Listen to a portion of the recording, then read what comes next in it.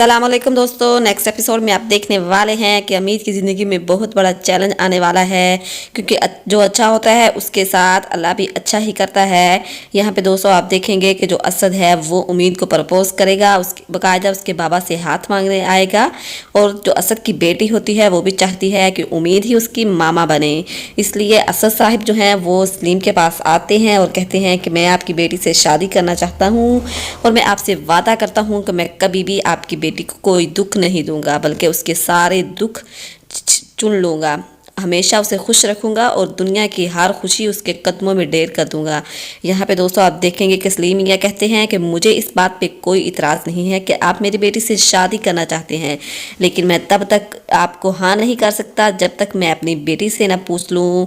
अगर मेरी बेटी ने हाँ की तो मैं ज़रूर तुम्हें अपनी बेटी का हाथ दूंगा, अगर मेरी बेटी ने ना कर दी तो मैं फिर अपनी बेटी के ख़िलाफ़ कभी नहीं जाऊँगा। यहाँ पर दोस्तों आप देखेंगे कि उम्मीद बहुत खुश होती है और फिर उसके बाबा उससे बात करते हैं कि बेटा ये बात है।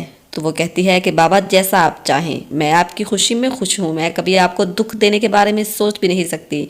लेकिन यहाँ पे दोस्तों आप देखेंगे कि उम्मीद बहुत अफसरदा होती है। वो कहती है कि मैं अपनी बेटी को कैसे भूल सकती हूँ, क्या कभी मेरी बेटी मुझसे मिल सकती है।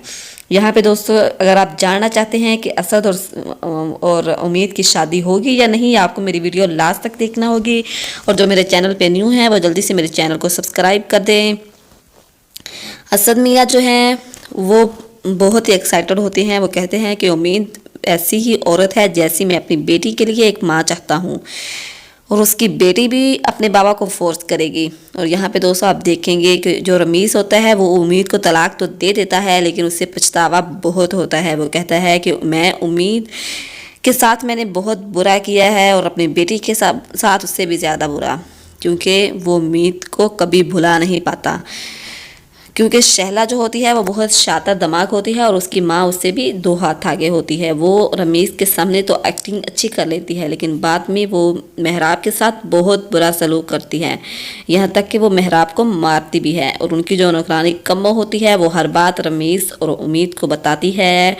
यहाँ पे दोस्तों क्या उम्मीद जो है वो असद के साथ खुश रह पाएगी या नहीं, अपनी कीमती राय का इजहार कमेंट सेक्शन में ज़रूर कीजिए।